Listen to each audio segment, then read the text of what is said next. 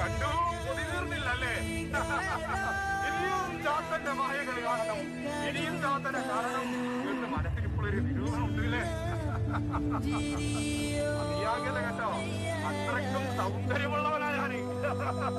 കാണാന് ചെറുതായിട്ടാണെങ്കിലും കറുത്തൊരു ശരീരമാണെങ്കിലും എന്നെ നോക്കിയവരാരും തിരിഞ്ഞു നോക്കി.